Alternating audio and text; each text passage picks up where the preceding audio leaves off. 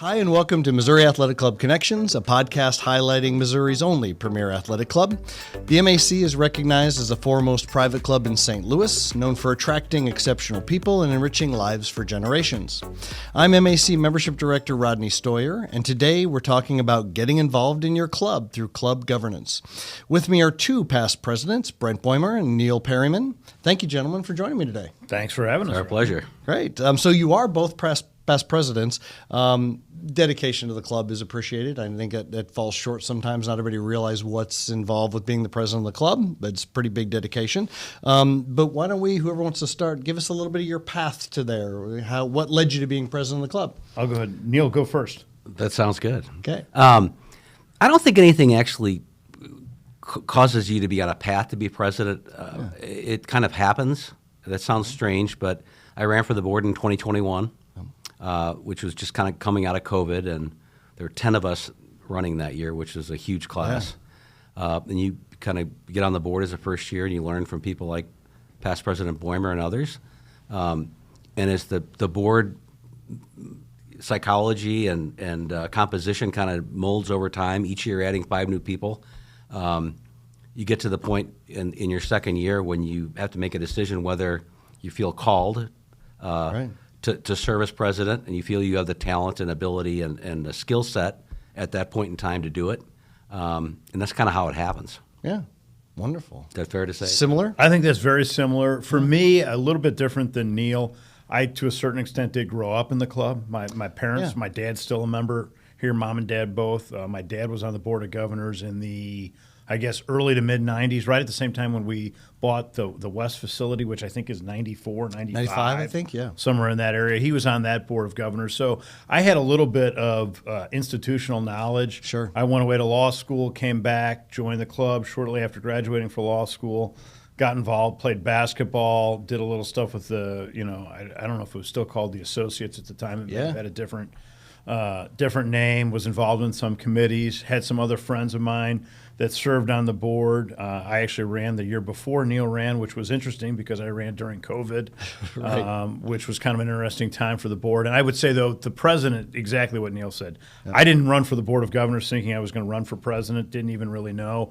At that particular time, our prior CEO and GM, Wally, had announced that he was going to retire, and so it became clear that one of the main objectives of the board the year that I ended up being president was going to be to find our new GM, which we were able to successfully do for a variety of reasons. For some other boards that I had served on previously, I had been through some of that succession planning, and I thought I might be able to leverage some of those things that I'd done previously for the club, and that's kind of what led me to run. Yeah. But exactly what Neal said, it just evolves once you get on the board. You kind of see the personalities of the other people in your class and figure out, is there something I can bring to the table that could be helpful? Makes a lot of sense. Now, what I heard, you mentioned different backgrounds with the lineage. So really what I took away was you knew better, you didn't. Right? That's correct. That was my takeaway. Yes, okay. Correct. Okay. But let's go back even a little farther, because really what this podcast is about is to introduce our members to all things, even if they think the board is a little too much for them. What other backgrounds, committees, or other ways you were involved? You mentioned basketball. That's a big group here at the club. What other things from a committee standpoint or being involved in it? Apollos, I know that's there. What other things like that got you involved in the club ahead of time? Yeah, I got asked to be involved in the governance committee several years before I ran for the board, and committee work's a really good opportunity for you to get involved in the club. And the strange thing about the MAC is that the more you get involved, the more you love the club, the more you get to know the members and the staff, and the more committed you become. It's hard to express that to members about, you should run for the board. It was a lot of work. Yeah, it's a lot of work, but I promise you, there's no board member that runs that says, I had a terrible time, I wish I hadn't done it. It never happens. Right. But Apollos, thanks for the plug. April 25th is our next concert. But it's a wonderful place, and there's really something for everybody. Yeah, totally agree. Any other specific committee? I got involved, I mentioned with the Associates group when I was a younger member. I'm far too old for that now, unfortunately. And then I was on membership committee for a while. Then also governance committee, helped out with some other things. back when the foundation was still in place. Yeah. We have the Sports Foundation, but the Preservation Foundation did some work on the golf tournament to raise money for the Preservation Foundation. And it was just something that the MAC had become so much part of my daily routine, whether it be working out, whether it be swimming in the pool with the kids in the summer, that it just made sense that, okay, when the time is right, I'd like to give back a little bit more, and that's what I ended up doing. Yeah. And that time is, for those considering running for the board, right. The time is never perfect. No, good point. You think that you can wait for that perfect time, but it's always a leap. I should add, President Beumer, that I did attempt. I'm a veteran of the over 40 basketball league. Yes. I think I may have hung up my boots for the last time, but Gotcha. A lot of fun. So will we see, Hall of Fame status? I don't think so. Not coming? Okay. Neither mean. Not a whole maybe if I go into coaching, I can achieve it that way. There you go. Good. Hey, it's always a tough gig to referee too. I mean, they might look for that, if that's your calling. Well, hey, one of the reasons we're here, we're going to talk about the board election. Always just a wonderful time at the club. Elections on May 1st this year. Letters of intent to run for the board are due by February 25th. What's your quick take, each of you, on what makes a good, gubernatorial candidate for the club, if you will? You want to take this one? Well, I think certainly, you have to love the place. You have to have. It used to be, I think, hey, you'd like to be a member for 15 years, and then you'll be ready to go. That's increasingly not the case. Right. If you look at recent board member classes, we have some very capable, some outstanding governors that may have only been a member of the club 3, 4, 5 years. Right. Which is fine. It also used to say, hey, it'd be great if you were on a committee for 3 or 4 years or on multiple committees. I think that is a great background. Sure. Neal mentioned that, but I don't think it's a prerequisite. I think the number one thing is, do you love the place? Are you committed to what the MAC stands for in terms of being, as you said in the introduction, the premier athletic club in not only the city of St. Louis, but in Missouri? Right. I think one of the great things that the club also has done is it's a real crown jewel for our city and for our community. Right. Quite candidly, there's some issues in our city, if we're being perfectly honest. But if you love your community and you want to be part of something that can only help the betterment of downtown and West County, for that matter, and where we're at, that's the main key. Is just, hey, I want to give back to something that's an important part of my life. And I think that people oftentimes think that, well, I'm not an accountant or a lawyer, or I'm not an insurance person or a banker, but with 15 people, all talents, all perspectives, all experiences are really helpful. Sometimes somebody with less experience didn't grow up at the club brings a different perspective. It's that collective wisdom that helps govern our incredible club. And by the way, you led with those aspirational words that I think either President Mingus or we came up with the new vision and mission, and President Mingus was a big part of that. Very powerful. So keep reading that to introduce your podcast. Makes you feel good, that's for sure. So we mentioned letters of intent. I think in this circle we all know the gist of this, right? But those need to get into the nomination committee. That's where that has to be turned into.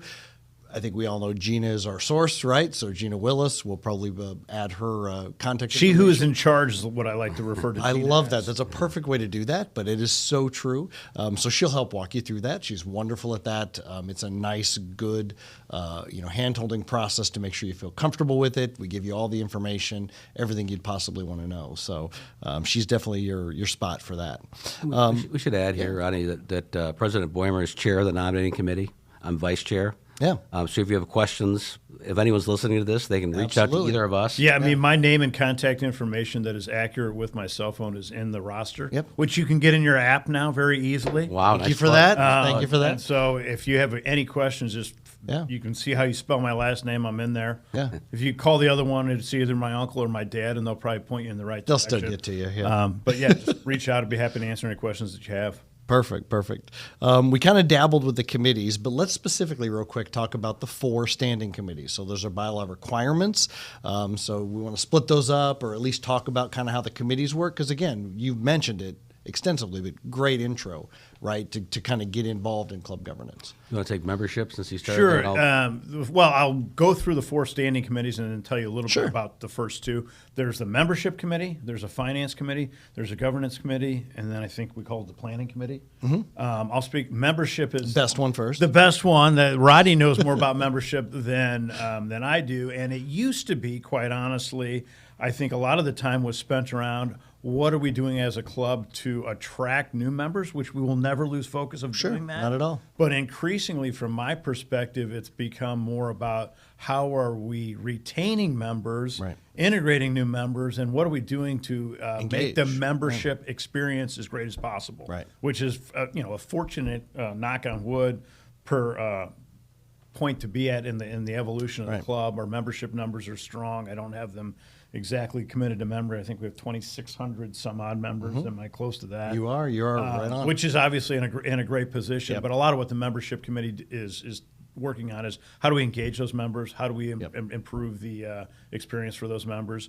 And then the second one I'll talk about is the finance committee. As that name suggests, it really has to do with everything that the club is doing from a financial perspective.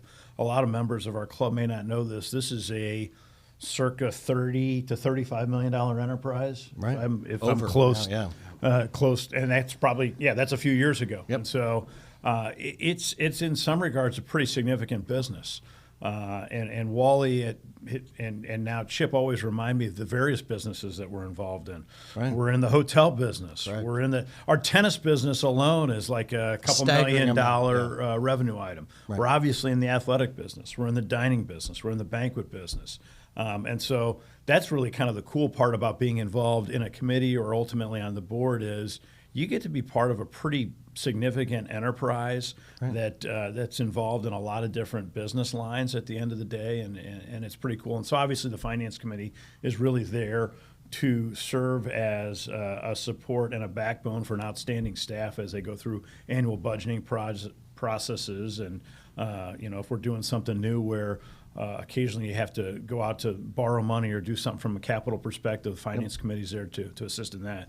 You want to talk about the other? No, it's just one thing on finance that I don't think I really had any kind of insight into until I was on the board is, most country clubs, golf courses, may have an $8 to $12 million annual budget, and we're 3 times bigger with 2 massive campuses and not 400 members, but 2,600 and change in membership. So it's a very complex organization, which makes being on the board, and I think Chip will tell you, being the GM of a city club like this, an athletic club, that much more exciting and interesting and challenging. So the other 2 committees are planning, which has a very broad charter when you look at what they're ascribed to do. But really, if you think about the Jack Buck Grill renovations that I think opened under President Beumer's leadership, they planned that for years. Yeah. They're involved in our current aspirational goal to plan the future of the West Clubhouse and what that campus is going to look like. Reserve studies to determine what needs are going to be and plan for those in the future. Doing aspirational kind of visioning about what we want to be, what members want, what we need. It's a very broad goal, but it's very, very important. And it's served us well, really, for the last decade or so. We've been very intentional about what things are going to be happening and when. And then governance, which is probably the most boring committee, but I served on it for quite a while and chaired it under your leadership. We're in charge of the bylaws. We're in charge of things like member conduct issues, the club policy manual. We are kind of the judicial branch, for lack of a better word, good way to look at it, of the board. And it's a very important role. It's not sexy. We don't get to cheer when we hit 2,500 members or 2,600 members or open new restaurants, but it is very important. I'll look at, but like a little thing that would have come out of governance, and maybe it's not a little thing, but I know, and I love it because I see it downtown here, I see it out west.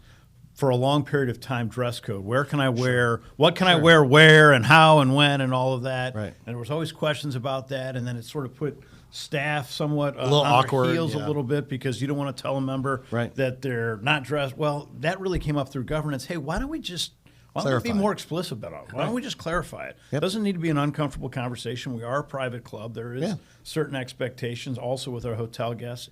And we've done a better job, much better job of communicating that. And I can tell you we've had a lot fewer issues, but that's the kind of matter that may be boring, but it really came out of governance and saying, hey, we just need to address this and do it in a way that's meaningful and impactful. It was surprisingly kind of complicated, even though it wasn't. Trying to define the clothing you could wear and what does this mean, and with different spaces, and of course, right? I mean, things are differently appropriate for different venues within the building. Some of our more litigious members will, take issue with where the comma sits, but the whole purpose of it is going to be a process, but it has improved a lot, I think, over time. Sure it has. Absolutely has. But, there were a lot of riveting meetings about denim and what denim means and things like that. Yeah. Right. I like that. Well, one last thing, because we want to remember, we kind of alluded to the fact that your progress through as a member. So clearly, if you're thinking or have aspirations for the board, we have a requirement that's 3 years. So you do have to be a member of the club 3 consecutive years before you can run for the board. All right, so we've got a lot of new members lately. We have almost 1,000 new members in the last post-COVID. There's a lot of new members. What's your advice in general for them? We mentioned committees, but what other things? Let's just, real quickly, your take on, networking, meeting people, getting involved in the club. Yeah, I think you'll find from your membership that the members that are involved are the happiest members. Are the members that the more involved they get, the more involved they will continue to be. Right. There's no point of being a member of the club unless you're using it and enjoying it. And there really is something here for everyone. Whether you want to sing with me and the Apollos, whiskey, Mark Twain Society. Society. That's what I was going to say. There's sort of 2 ways and I'm sure you talk about it when you're talking to members. We have the intentional, specific, defined clubs within a club. I'm not going to try to name all of them. Right. Mark Twain Society is one of them. I don't know that the Apollos is. I know what it is. I don't. It falls under. There's a wine society. So. There's an art society. But there's also groups that I would say that aren't necessarily defined as clubs within a club. Saturday pickup basketball at the West Clubhouse, or I'll give you an example. I have a good friend of mine that joined. He's probably in that group that's joined in the last 4 years. Big racquetball player. Yeah. I'm not a racquetball taken player. Off lately, right? But I got him connected with a guy that was on the board of governors with me, and I said, he's a racquetball guy. Yeah. They've got a whole little crew out there that are playing one another. Squash is the same way. I play a little bit of squash. I'm awful, but there's a hardcore group of squash guys that play that I want to get involved in squash, Rodney knows, or I know the right people that you need to talk Absolutely. to. That's the biggest thing, is just make sure you're getting involved. I'll put a plug in for the basketball. There's leagues going pretty much year-round now, out west and downtown here, and skill is not certainly a prerequisite to come and play if I'm correct. If I'm any indication. No, St. Louis University's men's basketball coach was here last night on the 5th floor. Yeah. And he had some comments about the skill and athleticism of our over 40 members. Did he? Or lack thereof. Was it flattering? He was very nice I see in his it being comments. honest. Yeah, right? I think it was probably honest. Yeah. It said it made him feel a lot better about the night loss the night before, actually, is what he said. But nice. for the young members, don't be intimidated by the committees. Don't be intimidated by. There's a lot of people. I've been a member here 40 years or 50 years. Get involved. We're certainly aware and cognizant of the fact that we've had a huge influx of new members, really, post 2020. Right. And they're valuable members of the club. They should get interested in being involved. I promise they will enjoy it. And we really do need all flavors of people to help. Well, one thing I've noticed about this club that is so incredibly true, because, again, you talked about the different types of clubs and involvement with country clubs. There's not as much of a click factor, if you will call it that. So when you say don't be afraid to get involved in something, don't be afraid as a young member to walk into the Jackbutt Grill. Yeah. You're going to be welcome. Someone's going to say hello to you. Someone's going to ask you to sit down by them. I see it happen literally almost every night. We're all fellow members. The members are all, help each other out, and you could literally walk in anywhere and be welcomed. Yeah, and the relationships are amazing. The groups that assemble at 1903 or the Jackbutt Grill, you'll have, judges and prosecutors and private attorneys and accountants and bankers and stockbrokers and just all kind of congregating, which is really kind of neat. Right. One more specific thing about committees, again, Gena, if you're interested, the way the election happens in May, President-elect Mike Kozeny, the committees are largely determined not solely by him, but by his rising board class. Yep. And they will start seating those committees in June when he takes over from President Peterson, our current president. And so if you have interest in any of those committees, the easiest thing to do is to quite literally raise your hand, let Gena know. She's got a running list of people that are on the committees and that are interested. And if one of those four are of interest to you, reach out. Then Mike or one of the other folks on the board will follow up with you. And I love that plug because this is not a joke. Yesterday afternoon, one of our newer members, he hasn't been here a year yet, was in my office and kind of mentioned that we've heard about the different things that we do. I walked him over, introduced him to Gena. She said, "Yeah, a specific committee in mind." He said, "Yeah, planning would be important, but I'm interested in anything." And literally, you could kind of see that's it. That's all I got to do to tell you that yes, that's it. Like literally give Gena your name, let her know you're interested in serving in some capacity.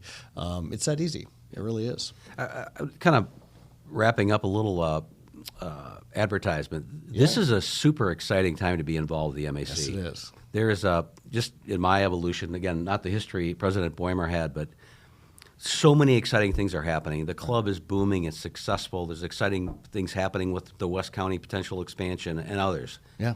So it's a great time to be involved. It really is. It's a very, very great point. And it creates the buzz, which, of course, helps me out. I love that. I love that buzz. But it's real. And we feel it inside the club as well as outside. Good. So definitely. Well, gentlemen, I can't thank you enough for speaking with us today. And again, the other thing is especially our past presidents, but you never retire from the role of club governance. You're always involved in some way, shape, or form. We've learned that. Yeah, you've heard that. You've been told that. Yeah, I get that. But again, we sincerely appreciate your time and effort over the years, and we know it's not done. And to our listeners, thank you for tuning in to another episode of Missouri Athletic Club Connections. Stay connected with us through the events calendar, the MAC app, and social media, and we'll see you again real soon.